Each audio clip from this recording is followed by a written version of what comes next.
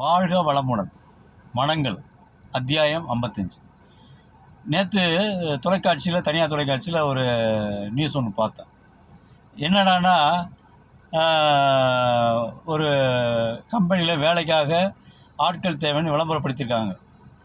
அந்த கம்பெனிக்கு தேவை 10 பேர் தான், அந்த வேலைக்கு தேவை 10 பேர் தான். ஆனால் அப்ளிகேஷனோடு வந்தவங்களை பார்த்தீங்கன்னா 1800 பேர் வந்திருக்காங்கன்னு சொன்னாங்க.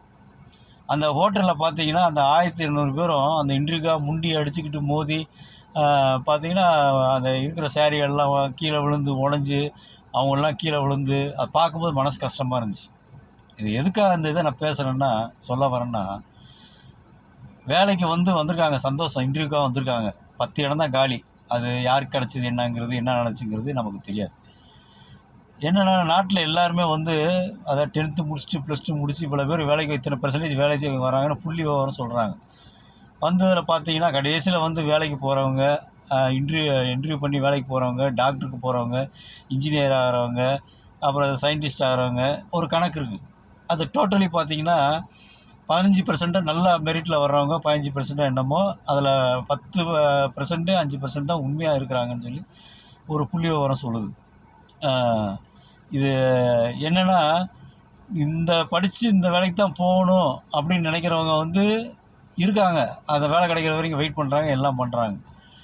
இது முழுக்க என்னுடைய கருத்தை நான் சொல்கிறேன். அது தப்பாக இருந்தால் தயவுசெய்து தப்பாக எடுத்துக்கிற வேண்டாம். என்னென்னா, படிச்சுட்டு சர்டிஃபிகேட் இந்த படிப்புக்கு தகுந்த வேலை தான் வேணும்னு நினச்சோம்னா இன்றைக்கி உள்ள சூழ்நிலையில் நாட்டில் ரொம்ப கஷ்டம். ஃபாரின்லேயும் ரொம்ப கஷ்டம். எங்கே போனாலும் பிரச்சனை, அது இது நடந்துக்கிட்டு இருக்குது. ஆனால் ஒன்று சொல்கிறேங்க, ஏதாவது ஒரு தொழில் நம்ம கையில் இருந்துச்சுன்னா இந்த கவலை நமக்கு இல்லை.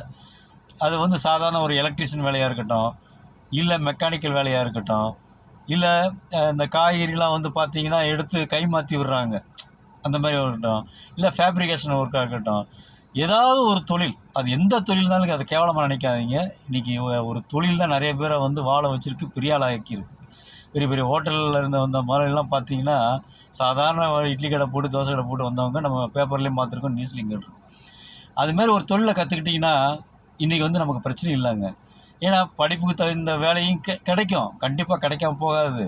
அதே நேரத்தில் ஒரு தொழில் கையில் இருந்துச்சுன்னா அதுலேயும் வருமானம் வரும். சொல்லப்போனால் கூடிய சீக்கிரம் ரெண்டு வருமானம் நமக்கு வரும்.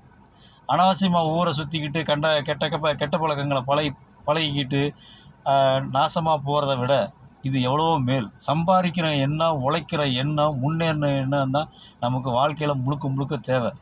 சாதாரணமாக இவெல்லாம் என்னத்துக்காக போகிறோன்னு நினச்சவங்களாம் இன்றைக்கி ஒரு கம்பெனி வச்சு பெரிய ஆளாகிட்டு இன்றைக்கி ஒரு ஊரில் ஒரு எவ்வளோ பேர் பெரிய ஆளாகிருக்காங்க. அது உண்மை, 100க்கு 100 உண்மை. படித்தவன்லாம் பார்த்திங்கன்னா என்னென்ன வேலை பண்ணுறாங்கிறது அதுக்காக படித்தவனை குறை சொல்ல வரல, சில பேர்லாம் இருக்காங்க. ஏன்னா உழைப்பும் முக்கியம், படிப்பும் முக்கியம். இது ரெண்டும் உங்களை நல்லா முயற்சி செஞ்சிங்கன்னா உங்களை முன்னேற வைக்குங்க. இதுதான் உண்மை. என்னுடைய கருத்து. நன்றி, வணக்கம்.